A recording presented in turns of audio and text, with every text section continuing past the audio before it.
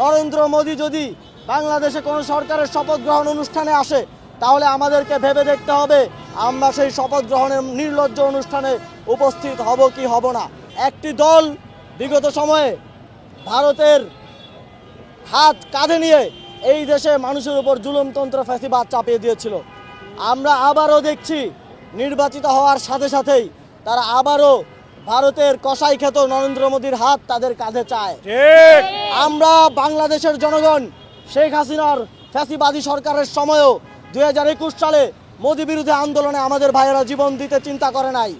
মোদী যখন বাংলাদেশে আসতে চেয়েছিল, শেখ হাসিনা যখন মোদীকে এই দেশে নিয়ে এসেছে, একদিকে মোদীকে নিয়ে তারা ফুল দিয়ে বরণ করেছে, আরেকদিকে বাংলাদেশের জনগণ, বাংলাদেশের তরুণরা রক্ত দিয়ে রাজপথকে বরণ করেছে। সুতরাং আপনারা আবারও যেই কসাইরা এই দেশে আধিপত্যবাদ কায়েম করেছে, যেই কসাইদের লেসপেন্সাররা এই দেশে ফাঁসিবাদ কায়েম করেছে, তাদের হাত কাঁধে নিয়ে আবারও বাংলাদেশে জুলুমতন্ত্র কায়েমের স্বপ্ন দেখবেন না। আমরা জাতীয় নাগরিক পার্টির পক্ষ থেকে বলছি, আধিপত্যবাদের বিরুদ্ধে, সার্বভৌমত্বের পক্ষে আমরা এই নির্বাচনে আপনাদের থেকে ম্যান্ডেট চেয়েছি, আপনারা ম্যান্ডেট দিয়েছেন। আমরা সেই ম্যান্ডেটের সম্মান অক্ষুণ্ণ রাখব।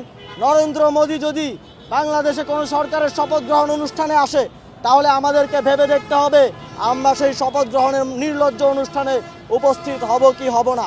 সুতরাং আপনারা এই দেশকে যারা জুলুমতন্ত্রের শিকার করেছে তাদেরকে সাথে নিয়ে তাদের আশীর্বাদ পুষ্ট হয়ে এই দেশকে শাসন করার স্বপ্ন দেখবেন না।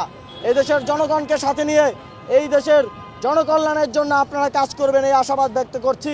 এবং হাতিয়াতে যেই ধর্ষণের ঘটনা ঘটেছে, দ্রুত সময়ের মধ্যে যারা এর সাথে জড়িত সকলকে গ্রেফতার করে দৃষ্টান্তমূলক শাস্তি নিশ্চিতের দাবি জানিয়ে আমাদের আজকের এই কর্মসূচি। এবং একই সাথে যাদের উপর সারা দেশে হামলা হয়েছে, লুটপাট হয়েছে, যাদের বাড়িঘর দোকানপাট ধ্বংস করা হয়েছে, তাদের যথেষ্ট ক্ষতিপূরণ এবং সেই ঘটনাগুলোর দৃষ্টান্তমূলক শাস্তি এবং গ্রেফতার দাবি করে আমাদের কর্মসূচি এখানেই শেষ করছি।